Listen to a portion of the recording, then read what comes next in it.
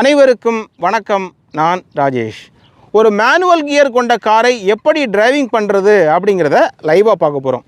அதாவது ஒரு காரின் டிரைவிங் சீட்டில் அமர்ந்து இன்றைக்கு தான் டிரைவிங் படிக்க போகிறீங்க அப்படின்னா அடிப்படையில் என்னென்ன கற்றுக்கொள்ள வேண்டும், பேசிக்காக அந்த காரை மூவ் பண்ணுறது எப்படி அப்படிங்கிறத நம்ம படிப்படியாக பார்க்க போகிறோம்.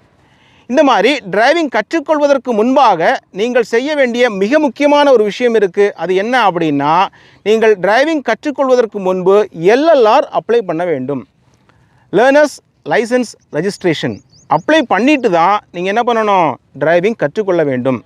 ஃபஸ்ட்டு டிரைவிங் கற்றுக்கொள்வதற்கு முன்பாக நீங்கள் எங்கே வந்து நிற்கணும் அப்படின்னா, ஒரு கிரவுண்டில் தான் நிற்கணும். இது கட்டாயமான நடைமுறை. எந்த காரணத்தை கொண்டும் மெயின் ரோட்டில் போய் நின்றுட்டு நீங்கள் டிரைவிங் கற்றுக்கொள்ளக்கூடாது. அது மிகப்பெரிய ஆபத்தில் முடியும். நான் ஒரு கிரவுண்டில் வந்து நிற்கிறேன் பாருங்கள்.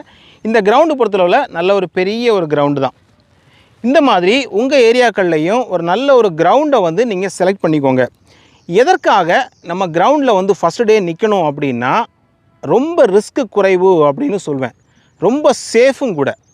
ஏன் அப்படின்னா, நம்ம முதல் நாளில் டிரைவிங் கற்றுக்கொள்ளும் பொழுது பிரேக்குக்கு பதில் ஆக்சிலேட்டர் மிதிக்கிறது, கிளச்சுன்னா என்னென்னு புரியாது, பிரேக்குன்னா எப்படி அடிக்கணும்னு தெரியாது. எல்லாமே ஒரு ஃபஸ்ட் டே ஒரு மாதிரி வித்தியாசமாக இருக்கும். அப்படிங்கிறதுனால எது நடந்தாலும், என்ன தவறு நடந்தாலும் அந்த கிரவுண்டில் பார்த்திங்கன்னா நீங்கள் அதை மேனேஜ் பண்ணிக்கிட முடியும், அதை கற்றுக்கொள்ள முடியும். நீங்கள் ஒரு மெயின் ரோட்டில் போய் நின்னீங்க அப்படின்னா பயங்கர ரிஸ்க்கு. ஏன்னா ஆட்கள் நடமாட்டம் அதிகமாக இருக்கும். கிரவுண்டில் ஆட்கள் நடமாட்டமே இருக்காது இல்லையா? அப்படிங்கும் பொழுது நீங்கள் ஏதாவது ஒரு தவறு பண்ணால் கூட யார் மேலேயும் கொண்டு இடிக்க மாட்டீங்க. தவறை சரி செய்வதற்கு உங்களுக்கு வசதியாக இருக்கும். அதே மாதிரி அந்த ஃபஸ்ட் டே பார்த்தீங்கன்னா அந்த கிளச் கண்ட்ரோலை தெரிஞ்சுக்கிட்டு அப்படியே சுற்றி ரவுண்ட் அடிக்கிறதுக்கும் ஈஸியாக இருக்கும் இல்லையா? இன்றைக்கு நம்ம டிரைவிங் கற்றுக்க போகிற இந்த கார் பார்த்தீங்கன்னா ஒரு ப்ரீமியம் ஹேட்ச்பேக்கான டாடா அல்ட்ராஸ் கார். ஒரு 1497 சிசி கொண்ட ஒரு 4 சிலிண்டர் டீசல் என்ஜின் கார். இந்த காரில் தான் நம்ம டிரைவிங் ட்ரைனிங் பார்க்க போகிறோம். மேனுவல் கியர் காரை பொறுத்தளவில் நீங்கள் முதல்ல தெரிஞ்சிக்க வேண்டியதே கிளச், பிரேக், ஆக்சிலரேட்டர். இப்போ பார்த்தீங்கன்னா நம்ம உட்கார்ந்துருக்கிற பொசிஷனில் இருந்து இடது கை பக்கம் இருக்கிறது கிளச், நடுவில் இருக்கிறது பிரேக். நம்ம உட்கார்ந்துருக்க பொசிஷன் வலது கை பொசிஷன் அப்படின்னு சொல்கிறோம். அதில் ஆக்சிலரேட்டர். ஸோ இடது பக்கம் கிளச், நடுவில் பிரேக், ரைட் சைடில் ஆக்சிலரேட்டர். ஓகே, அப்போ இந்த பக்கம் இருக்கிறது என்னது அப்படின்னு கேட்டிங்கன்னா, நம்ம கிளச் மிதிச்சுட்டு எப்போல்லாம் காலை ரெஸ்ட்டில் வைக்கணும் அப்படின்னு நினைக்கிறோமோ அப்போ இந்த இடத்துல காலை ரெஸ்ட்டில் வைக்கிறதுக்காக தான் இந்த இடம் கொடுத்துருக்காங்க. நம்ம காரில் ஏறி உட்கார்ந்த உடனேயே முதல்ல செய்ய வேண்டியது சீட் அட்ஜஸ்ட்மெண்ட். இது சீட் அட்ஜஸ்ட்மெண்ட் மேனுவல் காரில் எப்படி பண்ணுறது அப்படின்னா, நம்ம கிளச்சை அமுக்கி பார்த்து அதை கரெக்டாக பொசிஷனில் வைக்கணும். எப்படி அப்படின்னு பார்ப்போம். இப்போ பார்த்தீங்கன்னா நான் கிளச்சு ப்ரெஸ் பண்ணி பார்க்குறேன். பொதுவாக சீட்டு இப்போ ரொம்ப பின்னாடி இருக்குன்னு வைங்களேன். இப்போ நல்லா ஹைட் ஆனவங்க என்ன பண்ணுவாங்க அப்படின்னா, இந்த காரை ஓட்டியிருக்காங்கன்னா இப்படி பின்னாடி வச்சுருப்பாங்க. இப்போ நான் உட்காரும்போது எனக்கு கிளச்சு மிதிக்க முடியாது இல்லையா? பாருங்கள், இப்படி எட்டாது. அப்போ நம்ம என்ன பண்ணுறோம் அப்படின்னா, கரெக்டாக ஃப்ரண்டில் இல்லை இன்னும் எனக்கு ஃப்ரண்டில் வரணும்.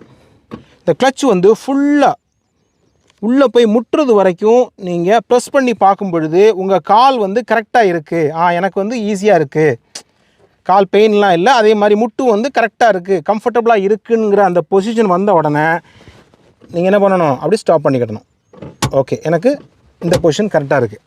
அதே மாதிரி எனக்கு ஃப்ரண்ட் வியூ நல்லா கிடைக்கிறது மாதிரி நான் சீட் அட்ஜஸ்ட் பண்ணி வச்சுக்கிடணும். இப்போ இந்த கார் பொறுத்தவரை பார்த்தீங்கன்னா சீட்டு ஹைட் அட்ஜஸ்ட்மெண்ட் கிடையாது. இது பேஸ் மாடல் கார் அப்படின்னால ஹைட் அட்ஜஸ்ட்மெண்ட் கிடையாது.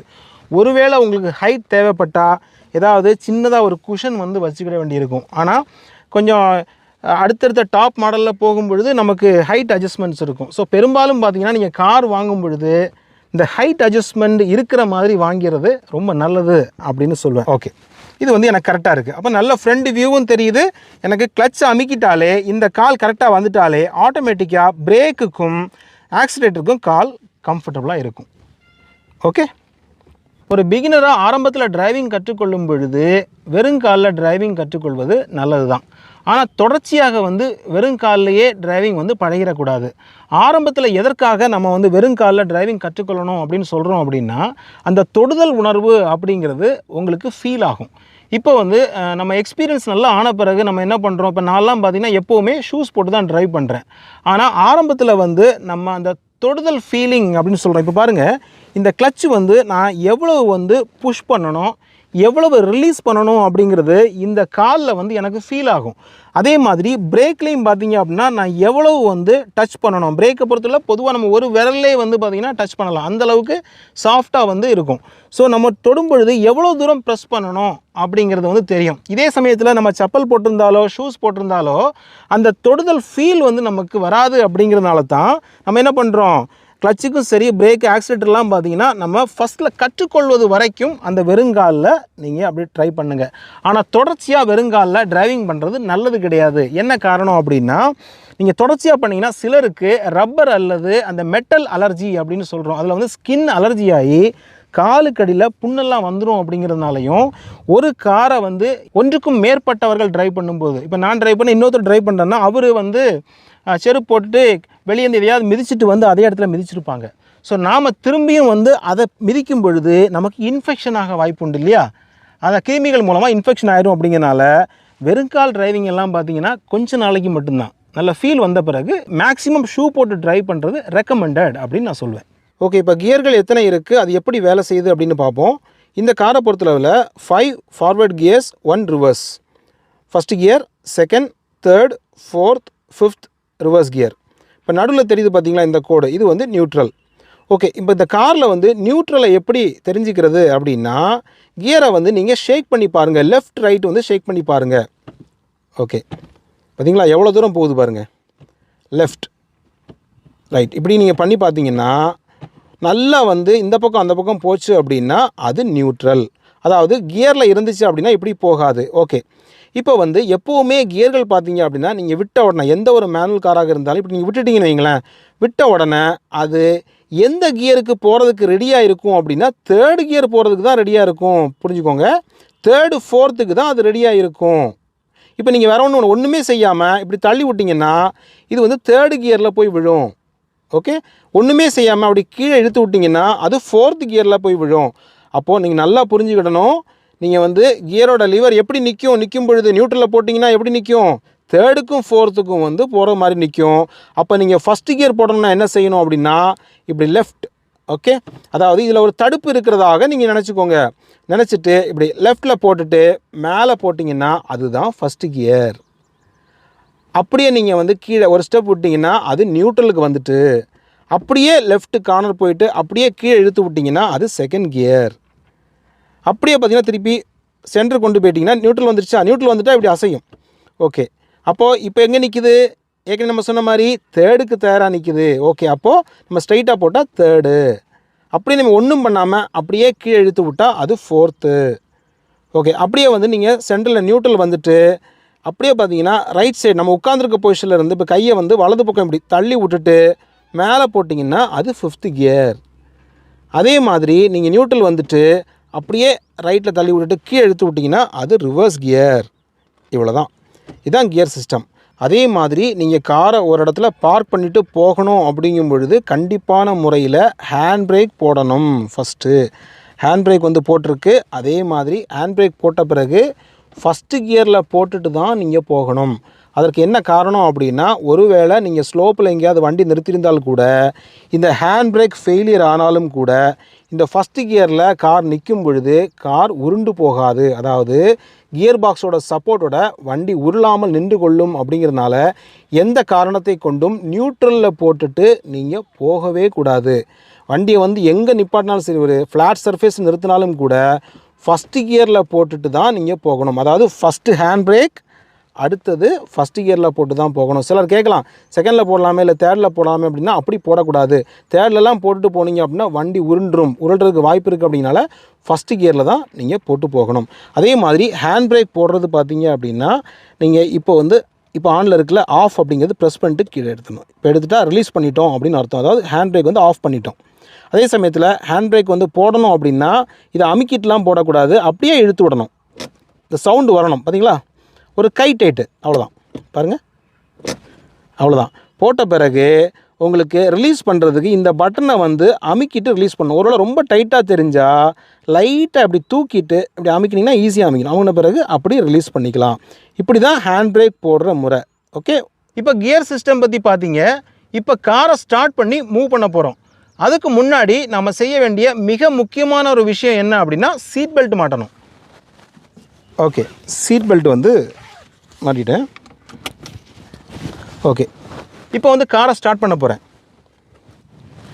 ஓகே, கீ எடுத்து நம்ம ஸ்டார்ட் பண்ணுறதுக்கு முன்னாடி நான் வந்து கால்லாம் ஃப்ரீயாக இருக்குது, இப்படியே வண்டி நிற்கிற பொசிஷன்லேயே வந்து நம்ம ஸ்டார்ட் பண்ணிடலாமா அப்படின்னு பார்க்கலாம். ஸ்டார்ட் ஆகலை. ஏன் ஸ்டார்ட் ஆகலை? நீங்கள் ஒரு கேள்வி கேட்கலாம். நீங்கள் வந்து காரை நிறுத்தும் பொழுது ஏற்கனவே நீங்கள் ஹேண்ட் பிரேக் போட்டு ஃபஸ்ட்டு கியரில் தானே நிறுத்திருக்கீங்க, அப்போ கியரில் கிடந்தால் வண்டி ஸ்டார்ட் ஆகுதில்ல அப்படிங்கிற மாதிரி உங்களுக்கு ஒரு டவுட்டு தோணலாம். ஏன்னா பழைய கார்களை வந்து நீங்கள் நினைவில் வச்சு அப்படி சொல்லலாம். உண்மையில் பார்த்தீங்கன்னா ஒரு 15 வருடங்களுக்கு முன்னாடி இருக்கக்கூடிய கார்களில் எல்லாமே நீங்கள் ஃபஸ்ட்டு கியரில் கிடந்தாலும் நீங்கள் ஸ்டார்ட் பண்ணால் வண்டி ஸ்டார்ட் ஆகும். அதாவது ஸ்டார்ட் ஆகிட்டு இப்படி ஃப்ரண்ட் பேக் போயிட்டு அப்படியே ஆஃப் ஆயிரும் அந்த கியரில் நிற்கிறதுனால. இப்போ ஃபஸ்ட்டு கியரில் நிற்கிறனால. ஆனால் இந்த காரில் கியரில் கிடந்தாலும் சரி, நியூட்ரலில் கிடந்தாலும் சரி, ஸ்டார்ட் ஆகாது. இப்போ வரக்கூடிய எல்லா லேட்டஸ்ட்டு கார்களும் நீங்கள் கிளச் அமுக்குனா மட்டும்தான் ஸ்டார்ட் ஆகும். இருக்குல்ல, கிளச்சை வந்து ஃபுல்லாக அமுக்கிட்டு ஸ்டார்ட் பண்ணுறேன் பாருங்கள். ஸ்டார்ட் ஆயிடுச்சா? ஓகே, ஆஃப் பண்ணிடுறேன். இப்போ வந்து கிளச்சை ரிலீஸ் பண்ணி நான் கிளச்சை அமுக்கலை, இப்போ ஸ்டார்ட் பண்ணுறேன். ஸ்டார்ட் ஆகலை பாருங்கள். அதே சமயத்தில் கிளச்சை அமுக்கிட்டா ஸ்டார்ட் ஆகுது. இது என்னது அப்படின்னு பார்த்தீங்கன்னா, இது ஒரு சேஃபான நடைமுறை. அதாவது பாதுகாப்புக்காக இப்படி பண்ணியிருக்காங்க. அதாவது ஒருவேளை கியரில் கிடந்தால் கூட கிளச் அமுக்கி ஸ்டார்ட் பண்ணும் பொழுது வண்டி பாதுகாப்பாக இருக்கும். அப்படிங்கிறனால இப்போ வரக்கூடிய எல்லா லேட்டஸ்ட் கார்கள்லேயும் நீங்கள் கிளச்சை அமுக்கினா தான் கார் ஸ்டார்ட் ஆகும். ஓகே, இப்போ நீங்கள் ஒரு கேள்வி கேட்கலாம். நீங்கள் வந்து ஃபஸ்ட்டு கியரில் போட்டு அப்படியே ஸ்டார்ட் பண்ணிட்டீங்களே, இது சரிதானா அப்படின்னு கேட்டிங்கன்னா, ஒரு பிகினராக இருக்கும் பொழுது கண்டிப்பாக இப்படி செய்யக்கூடாது.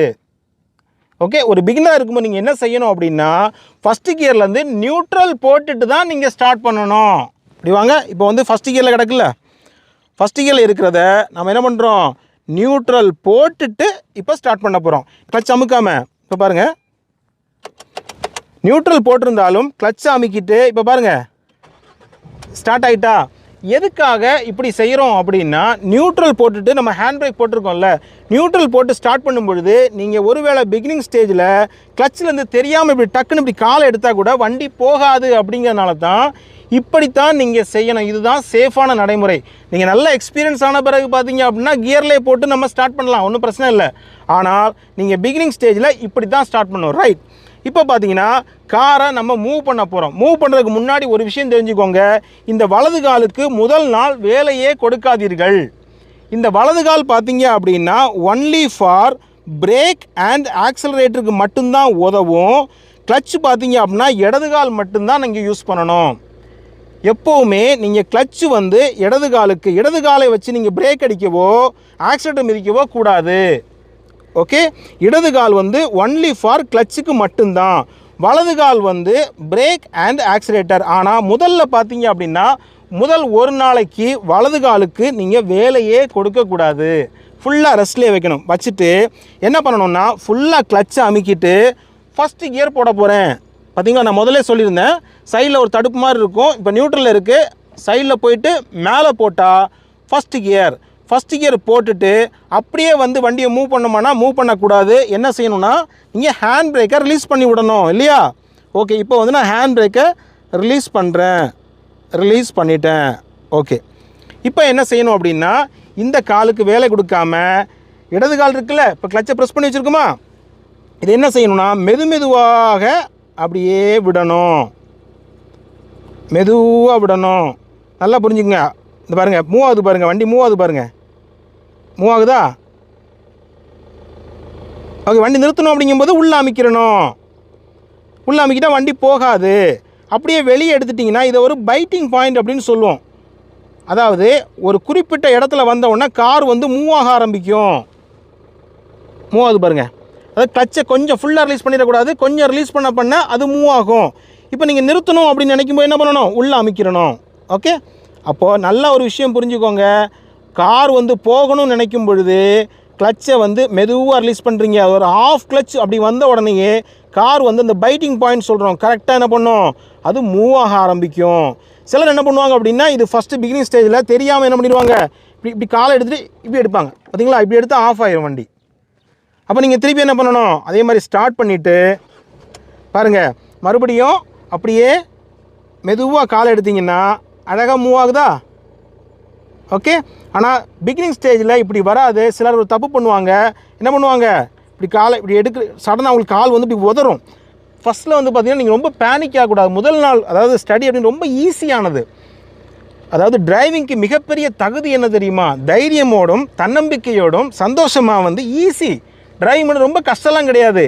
ஒரு மேஜிக் பண்ணுறாங்க, கஷ்டமாக இருக்கும். ஆனால் மேஜிக் மேன் சொல்லி கொடுக்கும்போது இவ்வளோ தானா அப்படின்னு தோணும். அதே மாதிரி பேசிக் டிரைவிங் ரொம்ப ஈஸி தான். நீங்கள் அடிப்படையில் வந்து சிலர் சொல்லிக் கொடுக்க தெரியாமல் சில இடங்களில் பிரச்சனை ஆகிடும். ஆனால் சரியாக நீங்கள் பண்ணிங்கன்னா வலது காலுக்கு வேலை கொடுக்காமல் இப்படி நைஸாக தப்புகள் நடக்கும். தான் இப்படி ஐயோ எனக்கு என்ன பண்ணன்னு தெரியும், இப்படி தவறுகள் நடக்கும். இருந்தாலும் அதெல்லாம் பொருட்படுத்து. அதுக்காக தான் நம்ம என்ன பண்ணுறோம், கிரவுண்டில் நிற்க சொல்கிறோம். நீங்கள் என்ன பண்ணுறீங்க, கிளச் அமைக்கிட்டே திருப்பி ஸ்டார்ட் பண்ணுறீங்க. மெதுவாக எடுத்து ட்ரை பண்ணுங்கள். மெதுவாக அப்படி மெதுவாக அழகாக போகுது பாருங்கள். போகுதா? இதுதான் ஒரு பேசிக்கான மூவ். இந்த மூவில் உங்களுக்கு ஒரு மனசில் ஒரு பெரிய சந்தோஷம் ஏற்படும். ஆஹா, நான் காரை வந்து மூவ் பண்ணிட்டேன் அப்படின்னு ஒரு சந்தோஷம் ஏற்படும். இது ஒரு பெரிய, அதாவது உங்கள் வாழ்க்கையில் டிரைவிங் கற்றுக்கொள்ளும் பொழுது அந்த முதல் படி வந்து ரொம்ப அழகானது. இதுதான் அந்த முதல் படி. பாருங்கள், அப்படி எடுத்துட்டிங்கன்னா அது போயிட்டே இருக்கும். ரைட்டா? அப்போ ஒரு விஷயம் வந்து நீங்கள் தெளிவாக புரிஞ்சிருப்பீங்க இல்லையா? அதாவது நீங்கள் கிளச்சை வந்து ரிலீஸ் பண்ணும் பொழுது ஒரு குறிப்பிட்ட இடத்துல வந்து பைட்டிங் பாயிண்ட் வந்த உடனேயே கார் வந்து மூவ் ஆகிறத நீங்கள் பார்க்குறீங்க இல்லையா? இப்போ மூவ் ஆகுது. ஓகே. இப்போ வந்து நீங்கள் காரை நிறுத்தணும் அப்படின்னு ஸ்லோ பண்ணணும்னு முடிவு பண்ணணும். என்ன பண்ணுறீங்க, கிளச்சை வந்து ஃபுல்லாக அமுக்கிட்டா அப்படியே வந்து பார்த்தீங்கன்னா கொஞ்சம் நேரம் கழிச்சு போய் நின்றும். இப்போ நீங்கள் கேட்கலாம், பிரேக் அடித்தா நிற்கும் தானே அப்படின்ட்டு. அது இப்போதைக்கு தேவையில்லை. இருந்தாலும் உங்களுக்கு செக் பண்ணி காட்டுறேன். பிரேக் அடித்தா நின்றும். இருந்தாலும் ஃபஸ்ட்டு டே பார்த்தீங்க அப்படின்னா அதெல்லாம் தேவையில்லை. முதல்ல கிளச்சை வந்து நீங்கள் எப்படி வேலை செய்யுது அப்படிங்கிறத நீங்கள் தெளிவாக புரிஞ்சுக்கிடணும் இல்லையா? அதற்காக இங்கே பாருங்கள், கிளச்சை ரிலீஸ் பண்ணும் பொழுது கார் அழகாக மூவ் ஆகுது. ஸ்லோ பண்ணணும் முடிவு பண்ணால் ஃபுல்லாக உள்ளே அமைக்கிருங்க. அமைக்கிட்டா அது கொஞ்சம் தூரம் அப்படி போயிட்டு தானாகவே நின்றும். கார் வந்து அப்படியே நின்றும் பாருங்கள். அப்போ உங்களுக்கு புரிய வரும், ஓஹோ இப்படித்தான் வந்து கிளச்சு வேலை செய்தா. இப்போ போகணும்னு நினைக்கும் பொழுது ஓகே. இப்போ உங்களுக்கு ஒரு கேள்வி வரும், இது எப்படி போகுது, நம்ம தான் ஆக்சிலேட்டரே கொடுக்கலையே, இப்போ எப்படி போகுது அப்படிங்கிற ஒரு கேள்வி வரும். அந்த கேள்விக்கான விடையை பாருங்கள். அதாவது என்ஜின் வந்து எப்போவுமே 800 RPMல வந்து டிஃபால்ட்டாக ஓடிக்கிட்டு இருக்கும் இல்லையா? அப்படிங்கும் பொழுது அந்த வேகத்திலேயே பார்த்தீங்கன்னா அந்த கார் மூவ் ஆகிடும். இப்போ நீங்கள் வந்து ஆக்சிலேட்டர் கொடுக்கும் பொழுது ஆக்சிலேட்டர் ஆகுதா? இப்போ வந்து ஏசியை போட்டு விடுவோம்.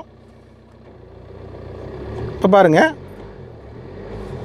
ஆனால் ஏசி போட்டாலும் பாருங்கள், அந்த டிஃபால்ட்டாக பார்த்தீங்கன்னா ஒரு 800 RPMல வந்து என்ஜின் ரன்னிங்கில் இருக்கிறதுனால அந்த பவர்லையே என்ன பண்ணிடும், கார் வந்து மூவ் ஆகிடும். அப்படிங்கிறனால தான் நம்ம கிளச்சை ரிலீஸ் பண்ணி இந்த ப்ராக்டிஸை வந்து நீங்கள் ஒரு நாள் ஃபுல்லாக கிரவுண்டில் வந்து நீங்கள் ப்ராக்டிஸ் பண்ணணும். இந்த மாதிரி நம்ம அந்த ஃபஸ்ட் டே வந்து ஒரு கிரவுண்டுக்குள்ளே இப்படி ரவுண்ட் அடிச்சுக்கிட்டே இருக்கலாம். இப்போ அந்த கிரவுண்ட் வந்து ரொம்ப பெருசாக இருக்காதுல்ல, ஒரு குறிப்பிட்ட அளவு இருக்கும் பொழுது நம்ம அப்படியே ஒரு ரவுண்டு வந்து சுற்றிக்கிட்டே இருக்கும் பொழுது நமக்கு அந்த கிளச் ப்ராக்டிஸ் வந்து அழகாக கிடச்சிரும். அதுக்கப்புறம் பார்த்தீங்கன்னா அந்த ஸ்டியரிங் திருப்புறது எப்படி அப்படிங்கிறத வந்து நீங்கள் கொஞ்சம் கொஞ்சமாக கற்றுக்கிடலாம். நீங்கள் வந்து ஸ்டியரிங் வந்து எப்படி கண்ட்ரோல் பண்ணுறது, ஸ்டியரிங் வந்து எப்படிலாம் திருப்புறது அப்படிங்கிறத பற்றி சிறப்பான ஒரு 3 முறைகளை பற்றி ஒரு சூப்பரான வீடியோ நம்ம சேனலில் இருக்குது. அந்த வீடியோவோட லிங்க்கை வந்து டிஸ்கிரிப்ஷனில் கொடுக்குறேன், அதில் போய் நீங்கள் பார்க்கலாம். இப்போ பார்த்தீங்கன்னா பேசிக்காக வந்து இப்படி ரவுண்ட் அடிக்கிறத பாருங்கள். பொதுவாக வந்து நம்ம பிகினருக்கு ஸ்டியரிங் எப்படி வரும் தெரியுமா? இந்த புஷ் அண்ட் புல் மெத்தட் அப்படின்னு சொல்லுவோம். இப்படி தான் வரும். இருக்குல்ல, இப்படி தான் உங்களுக்கு வரும் அடிப்படையில். ஓகே.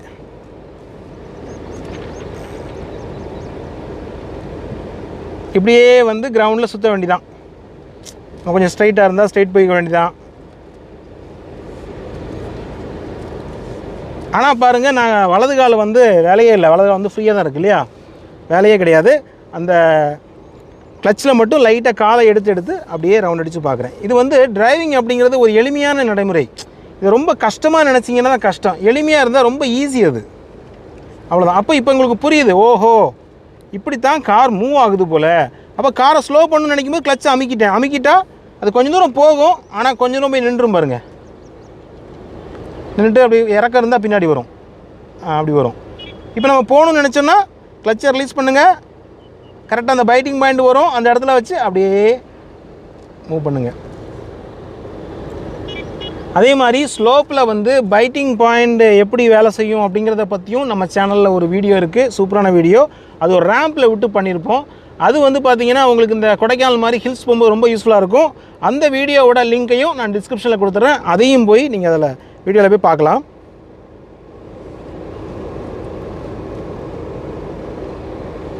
ஓகே, இப்படியே பார்த்தீங்கன்னா நம்ம ரவுண்ட் அடிச்சுட்டே இருக்க வேண்டியதான். இப்படி ஒரு நாள் ஃபுல்லாக நீங்கள் கிரவுண்டில் இப்படி ரவுண்ட் அடிச்சுட்டு இந்த ஃபஸ்ட்டு டே வந்து கம்ப்ளீட் பண்ணிடணும். கம்ப்ளீட் பண்ண பிறகு அடுத்து என்ன செய்யணும் அப்படின்னு சொல்கிறேன். இப்போ நீங்கள் பார்த்த மாதிரி ஃபஸ்ட்டு டே வந்து கிரவுண்டில் திருப்திகரமாக உங்களுக்கு ப்ராக்டிஸ் முடிஞ்ச பிறகு இரண்டாவது நாள் திரும்பவும் அதே கிரவுண்டுக்கு வந்து ஒரு 2 மணி நேரம் மட்டும் சில ப்ராக்டிசஸ் பண்ணிவிட்டு அதுக்கப்புறமா நீங்கள் என்ன பண்ணலாம், ஃப்ரீயாக இருக்கக்கூடிய ஏதாவது சாலைகளில் வந்து ஹைவே சாலைகளாக இருந்தாலும் சரி, 2வே சாலைகளாக இருந்தாலும் சரி, அதில் வந்து கொஞ்சம் ஃப்ரீயாக இருக்கணும். அந்த மாதிரி சாலைகளை தேர்ந்தெடுத்து இடது ஓரமாக வந்து கொஞ்சம் கொஞ்சமாக நீங்கள் போக போக அந்த ப்ராக்டிசஸ் வரும். அதையும் நான் இப்போ காமிச்சிடுறேன். செகண்ட் டே வந்து நம்ம ஸ்டார்ட் பண்ணும் பொழுது ஃபஸ்ட் டேயில் பண்ண மாதிரியே நம்ம அப்படியே கிளச்சை வந்து ரிலீஸ் பண்ணி அப்படியே ஒரு 5 மினிட்ஸ் வந்து ட்ரைனிங் பண்ணிக்கிடணும். பண்ணி முடித்த பிறகு ஓரளவுக்கு 5 மினிட்ஸில் வந்து உங்களுக்கு நல்லா சாட்டிஸ்ஃபைடாக இருக்குது அப்படின்னு தெரிஞ்ச பிறகு நீங்கள் என்ன செய்யணும் அப்படின்னா கொஞ்சம் ஆக்சலரேஷன் கொடுக்கணும். இப்போ பாருங்கள், ஆக்சலரேஷன் ரொம்ப மெதுவாக கொடுக்கணும். அதாவது ஃபெதர் டச் மாதிரி இருக்கணும், பிடிச்சி அமைக்கிடக்கூடாது. ஃபெதர் டச் மாதிரி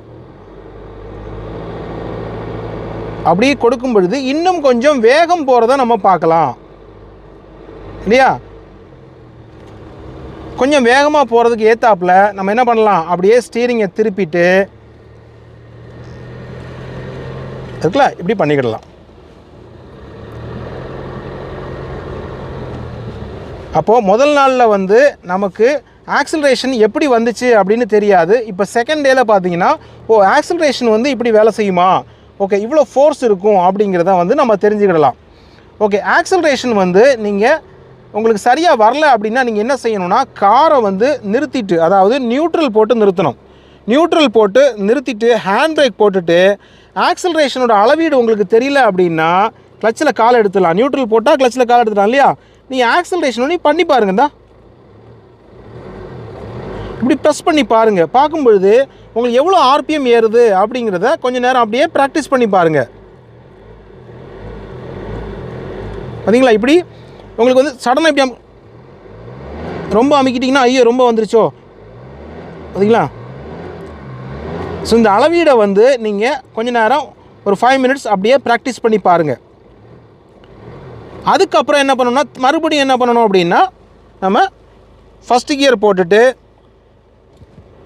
அதே மாதிரி தான் ஹேண்ட் பிரேக் ரிலீஸ் பண்ணிவிட்டு நம்ம வழக்கமாக பண்ண மாதிரி தான் கிளச்சை வந்து மெதுவாக ரிலீஸ் பண்ணுங்கள். ரிலீஸ் பண்ண உடனே கார் வந்து மூவ் ஆக ஆரம்பிக்கும். ஆரம்பித்த பிறகு உங்களுக்கு கொஞ்சம் ஸ்பீடு வேணும்னா கொஞ்சம் ஆக்சிலேட் பண்ணிக்கோங்க. இப்படியே வந்து நம்ம டிரைவிங் வந்து அப்படியே பழகலாம் கொஞ்சம் கொஞ்சமாக. அப்படியே லெஃப்ட்டில் திருப்பினா அப்படியே லெஃப்ட்டில் திருப்பி பாருங்கள். அப்போ ஒரு ஆக்சிலேட் கொடுக்கும்போது உங்களுக்கு புரிஞ்சிடும், இவ்வளோ தான் கொடுக்கணுமா அப்படிங்கிறது தெரிய வரும். ஓகே, இப்போ வந்து பார்த்தீங்கன்னா இப்போ எப்படி பிரேக் பண்ணுறது அப்படின்னா எப்போவுமே நீங்கள் பிரேக்கிங் பண்ணும் பொழுது ஒரு விஷயத்தை தெளிவாக தெரிஞ்சுக்கோங்க. பிகினர்ஸ் வந்து பிரேக் பண்ணும் பொழுது உடனடியாக என்ன பண்ணணும், கிளச்சை அமுக்கிட்டு தான் பிரேக் பண்ணணும். பாருங்கள், ஓகே அப்படியே நீங்கள் ரவுண்ட் அடித்து பார்க்கலாம். இப்போ நம்ம நிறுத்தணும்னு சொல்லும்போது கிளச்சை அமுக்கிட்டு பிரேக் அடிக்கலாம். என்னட்டா, அவ்வளோதான். இப்படி தான் நாம் பழகிறது. இப்படி வந்து கிரவுண்டில் ஓரளவுக்கு உங்களுக்கு கிளச்சும் வந்துருச்சு, பிரேக் அடிக்கவும் ஓரளவுக்கு நான் கற்றுக்கிட்டேன், அப்படியே ஆக்சலரேஷனும் எனக்கு வருது அப்படின்னா நீங்கள் சாலைகளுக்கு போகலாம். சாலைகள்லையும் ஃப்ரீயாக இருக்கக்கூடிய சாலைகளில் போய் ப்ராக்டிஸ் பண்ணலாம். அப்படியும் நம்ம போய் பார்த்துட்டு வருவோம்.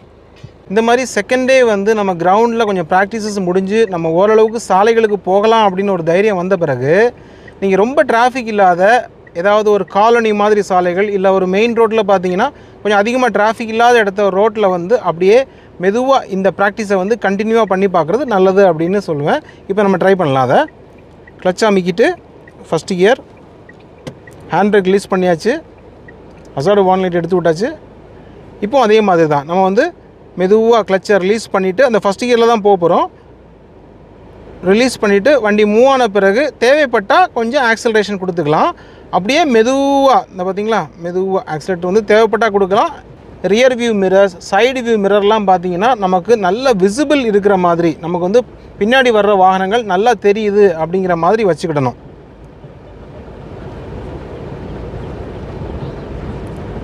இப்போது நைஸாக வந்து ஆக்சலரேஷன் பண்ணிவிட்டு கொஞ்சம் வேகத்தை வந்து கொஞ்சம் அதிகப்படுத்துகிறேன். இப்படியே பார்த்தீங்கன்னா நீங்கள் ஹைவேல போகும்பொழுது இடது ஓரமாகவே அப்படியே போயிட்டுருக்கணும்.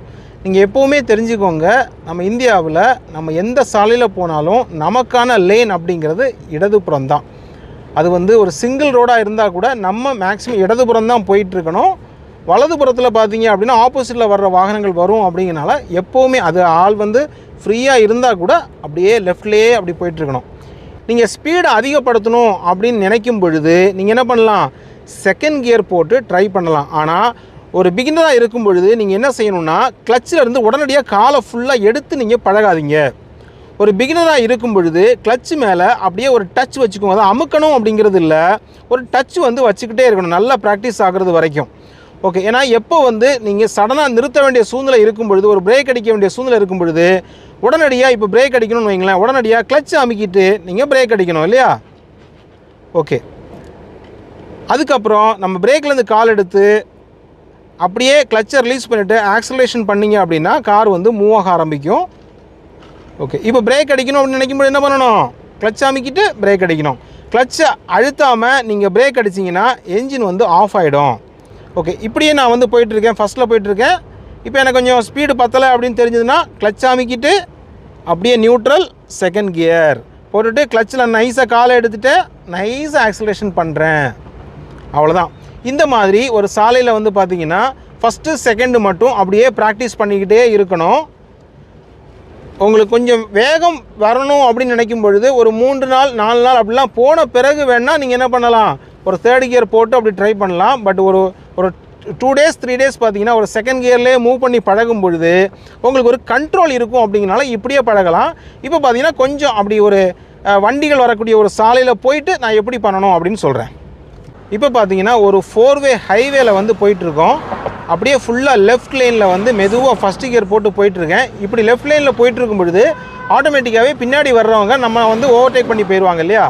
நீங்கள் ஒரு விஷயம் பண்ணுறதுக்கு மறக்கக்கூடாது, நீங்கள் டிரைவிங் பழகுறீங்க அப்படின்னு முடிவு பண்ண உடனேயே நீங்கள் காரில் வந்து எல் ஸ்டிக்கரை வந்து ஒட்டிடணும், முன்னாடியும் சரி பின்னாடியும் சரி. அப்படி ஒட்டிட்டீங்க அப்படின்னா பின்னாடி இந்த வர்றவங்களுக்கு நீங்கள் லேர்னர் அப்படின்னு புரியும் இல்லையா. அதனால் உங்களை வந்து ஹார்ன் அடித்து டிஸ்டர்ப் பண்ண மாட்டாங்க. அப்படிங்கிறதுனால கண்டிப்பான முறையில் நீங்கள் எல் அப்படிங்கிற வந்து ஸ்டிக்கரை ஒட்டிக்கோங்க. ஓகே, இப்போ செகண்ட் கியரில் போயிட்டுருக்கேன். போயிட்டுருக்கும் பொழுது இன்னும் கொஞ்சம் வேகம் வேணும் அப்படின்னு நினச்சிங்கன்னா கிளச்சை அமுக்கிட்டு அப்படியே நியூட்ரல் அப்படியே ஸ்ட்ரைட்டாக போட்டிங்கன்னா தேர்டு கியர். நான் ஆரம்பத்திலே சொல்லிட்டேன், கியர் வந்து எதுக்கு ரெடியாக நிற்கும், நியூட்ரல் போட்டால் 3வது கியருக்கு போகிறது தான் ரெடியாக இருக்கும். ஸோ இப்போ வந்து கிளச்சை ரிலீஸ் பண்ணிங்கன்னா அப்படியே கார் வந்து போகும். இப்படி வந்து ஹைவேல லெஃப்ட் லைனில் அப்படியே மெதுவாக போய் கொஞ்சம் கொஞ்சமாக உங்களுடைய பதட்டத்தையும் பயத்தையும் அப்படியே குறைச்சி ஓரளவுக்கு டிரைவிங் பண்ணக்கூடிய ஒரு நல்ல நம்பிக்கையை வந்து ஒரு 3வது 4வது நாள் வந்து நீங்கள் ஏற்படுத்திடலாம் அப்படின்னு சொல்லுவேன். நீங்கள் அதிகபட்சம் பார்த்தீங்கன்னா ஒரு தேர்டு கியர்லேயே நீங்கள் ஹைவேல கொஞ்சம் மெயின்டைன் பண்ணி ஒரு 1 வீக் வந்து ஃபோர்த் ஒரு அதிகபட்சம் 4th வரைக்கும் நீங்கள் ஒரு வாரம் ஆயிடுச்சு அப்படின்னா ஒரு 4வது கியர் வரைக்கும் போட்டுக்கோங்க. ரொம்ப ஹை ஸ்பீடு போகிறதெல்லாம் பார்த்தீங்கன்னா நீங்கள் நல்ல ப்ராக்டிஸ் ஆகிடுச்சு அப்படிங்கிற பிறகு தான் நீங்கள் 5வது கியர் போட்டு நல்ல ஒரு வேகத்தில் போய் நீங்கள் ட்ரைனிங் பண்ணிக்கலாம். அது வரைக்கும் மேக்ஸிமம் 3rd and 4th வரைக்கும் போய்க்கலாம். பட் 3rd வந்து எனஃப் போதும் அப்படின்னு நான் சொல்வேன். Left mirror, right mirror, rear view mirror எல்லாத்தையுமே அப்பப்போ நீங்கள் செக் பண்ணிக்கோங்க. உங்கள் கண் வந்து அப்பப்போ அந்த இடத்த பார்த்துக்கிடணும். அதே மாதிரி சடன் பிரேக்கிங் வந்து போடக்கூடாது. சடன் பிரேக்கிங் போட்டிங்க அப்படின்னா பின்னாடி இருந்து வர்ற வண்டி வந்து எதுக்கு சடனாக போடான்னு தெரியாமல் டக்கு வந்து இடிச்சிருவாங்க. இப்போ நான் வந்து 3rd கியரில் போயிட்டுருக்கேன். இப்போ நான் வந்து வேகத்தை குறைக்கணும் அப்படின்னு முடிவு பண்ணும் பொழுது நீங்கள் கண்டிப்பாக லோ கியருக்கு வரணும். அதாவது 3rdலேருந்து நீங்கள் 2ண்டுக்கு வரணும். இப்போ வந்து 3rdலேருந்து இப்படி 2ண்டுக்கு வந்துட்டேன் பாருங்கள். 2ண்டுக்கு வந்துட்டு கிளச்சில் கால் எடுத்துனா கார் வந்து இன்னும் கொஞ்சம் ஸ்லோவாக போகும், ரைட்டா. ஏன்னா ஒரு ஜங்ஷன் வருது, ஒரு ஸ்பீட் பிரேக்கர் வருது அப்படின்னா அந்த இடத்துல நீங்கள் கியரை குறைக்கணும் இல்லையா. இப்போ ஒரு ஸ்பீட் பிரேக்கர் வருது, இந்த இடத்துல நீங்கள் வந்து பிகினராக இருக்கும் பொழுது கிளச்சை ஃபுல்லாக அமுக்கிட்டு ஃபஸ்ட்டு கியர் போடணும். ஃபஸ்ட்டு கியர் போட்டுட்டு அப்படி மெதுவாக ஏற்றி இறக்குனீங்க அப்படின்னா கார் வந்து அப்படி கம்ஃபர்டபுளாக போகும். ஸோ ஃபஸ்ட்டு கியர் போயிட்டு கொஞ்சம் தூரம் ஆக்சிலேஷன் பண்ண பிறகு அப்படியே செகண்ட், அப்படி கொஞ்சம் தூரம் அப்படி போயிடுச்சு அப்படின்னா தேர்டு கியர், இன்னும் கொஞ்சம் வேகமாக போகணுன்னு நினச்சிங்கன்னா ஃபோர்த்து கியர். அவ்வளோதான். இந்த ஃபோர்த்து வரைக்கும் நீங்கள் ப்ராக்டிஸ் பண்ணிவிட்டு நல்லா ப்ராக்டிஸ் ஆன பிறகு ஃபிஃப்த்து கியர் போட்டுக்கலாம். ஃபோர்த்தில் போயிட்டு இருக்கும்போது சடனாக ஒரு ஜங்ஷன் வருது, நம்ம ஒரு திருப்பம் வருது அப்படின்னா நம்ம என்ன பண்ணணும், லோ கியர் வரணும். அந்தந்த இடத்துல என்னென்ன கியருக்கு நீங்கள் இருக்கணுமோ அது கரெக்டாக இருக்கணும். இப்போ இந்த இடத்துல ஒரு ஸ்பீட் பிரேக்கர் மாதிரி வருது, எனக்கு செகண்ட் கியர் தேவைப்படுறதுனால பிரேக்கிங் பண்ணிவிட்டு கிளச்சை அமுக்கிட்டு செகண்ட் கியர் போட்டுட்டு அப்படியே ஆக்சலேஷன் பண்ணுறேன். இப்போ வந்து லெஃப்ட்டில் திரும்பினால நான் இண்டிகேட்டர் போட்டுட்டேன். இப்போ ஃபஸ்ட்டு கியர் போட்டுட்டேன். ஃபஸ்ட்டு கியர் ஏன் போடுறேன்னா எனக்கு பவர் பத்தலை. ஸோ அதனால் ஃபஸ்ட்டு கியர் போட்டு ரொம்ப ஸ்லோவாக திரும்புகிறேன். திரும்பிட்டு இப்போவும் பார்த்தீங்கன்னா இது ஒரு சர்வீஸ் ரோடு, இடது பக்க லைன்லேயே தான் போகணும். எங்கே போனாலும் சரி இடது பக்க லைனை செலக்ட் பண்ணி போங்க. இப்போ ஒரு ட்ரக் நிற்கிறதுனால நம்ம என்ன பண்ணுறோம், வலது பக்க லைனுக்கு மாறுறோம். செகண்ட் கியர்,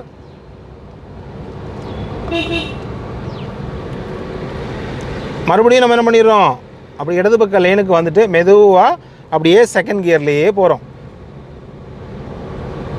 உங்களுக்கு பிளைண்ட் ஸ்பாட்டாக இருந்தால் ஹார்ன் அடிச்சுக்கோங்க. இப்போ அப்படியே தேர்டு கியர் போடுறேன். ஒவ்வொரு கியர் மாற்றும் போதும் கிளச்சை ஃபுல்லாக அமுக்கிட்டு அப்படி மெதுவாக ரிலீஸ் பண்ணணும். இப்படி பண்ணிங்க அப்படின்னா டிரைவிங் வந்து சூப்பராக வந்துடும். இப்போ ஒரு கேள்வி கேட்கலாம், எனக்கு வந்து முன்னாடி எனக்கு வந்து ஜட்ஜ்மெண்ட் எப்படி தெரியணும் அப்படின்னா, முழுமையாக தெரிஞ்சால் அது சேஃபஸ்ட் டிஸ்டன்ஸ் அப்படின்னு சொல்கிறோம். ஒரு வாகனம் வந்து ஒரு லாரியோ ஆட்டோவோ காரோ எதுவாக இருந்தாலும் சரி, உங்களுடைய பார்வையிலேருந்து மறையுதுன்னு வைங்களேன். இப்போ ஃபுல்லாக அப்படி மறைஞ்சிருச்சு, இந்த பானட்லேருந்து உள்ளே அப்படி மறையுது அப்படின்னா அது சேஃப் கிடையாதுன்னு அர்த்தம்.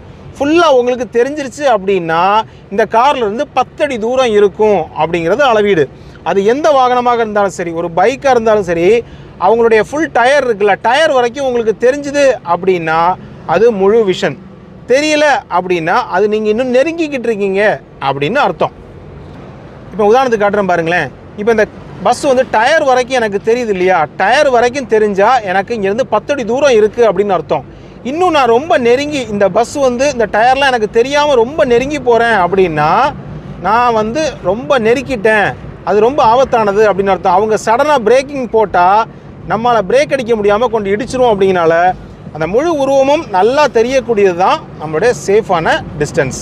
இன்றைக்கு வந்து ஒரு மேனுவல் கியர் காரை அடிப்படையாக எப்படி டிரைவிங் பண்ணுறது அப்படிங்கிற விஷயங்களை பார்த்தோம். இந்த தகவல்கள் உங்களுக்கு உண்மையிலேயே ரொம்பவே உபயோகமாக இருந்திருக்கும் அப்படின்னு நம்புகிறேன். தேங்க்யூ ஸோ மச் ஃபார் வாட்சிங் அவர் வீடியோஸ். தேங்க்யூ.